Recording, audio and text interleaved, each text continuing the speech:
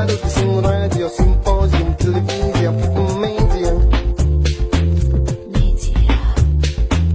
Yorgun kara gözlerin güzellikleri, muasir poezya.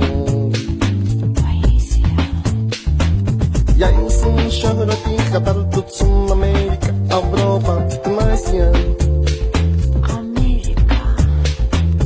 En güzel gözler olsun dünya için, bundan sonra mısın sen? O kaşık gözlerin büyümüş bu elin acısıyla, kaybolup gidip derine. Gel kalıp Birazca da uşaklık şıltallığı, tecelliyi kopmuş gözlerine. Derininde bir ot var, aktarır öz eşkini, her seher durup tezeden. her seher Bu uzun istisiyle yanan kızları, geçirmeyi istemir diye nezerden. O gözler, o gözler, o gözler, kara gözler. vurdu benim yüreğime, niye bes yara gözler? O gözler, o gözler, o gözler, kara gözler. Verdiği derde hesabı eylemez çara gözler. O gözler, o gözler, o gözler, kara gözler. Vurdu benim yüreğime, niye bes yara gözler. O gözler, o gözler, o gözler, kara gözler. Verdiği derde hesabı eylemez çara gözler.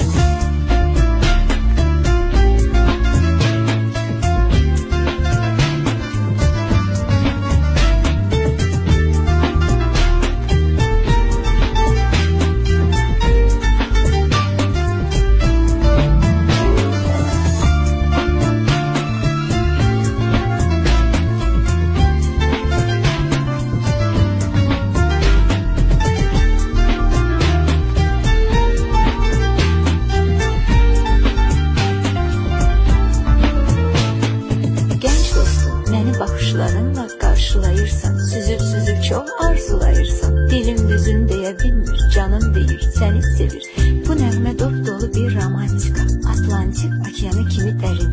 Gözlərin haqda bu nəğməni ömür boyu deyəcəm hər yerdə. Yoxdur o gözlərdən hər dildə, əzbərlədəcəm o gözləri. Bütün dünyayı şöhrətli edəcəm, çünki sevirəm məni dəli edən o gözləri.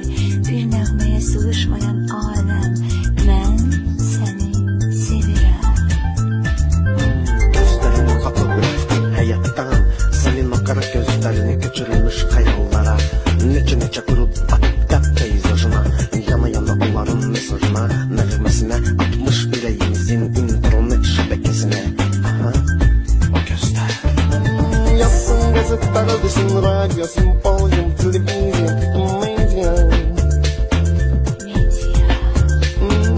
Yorgun kara gözlerin güzellikleri, muasir poezya. O gözler, o gözler, o gözler, kara gözler. Vurdu benim yüreğime, niye bes yara gözler? O gözler, o gözler, o gözler, kara gözler. Verdiği derde hesaba eylemez çara gözler. O gözler, o gözler, o gözler, kara gözler. Vurdu benim yüreğime, niye bes yara gözler.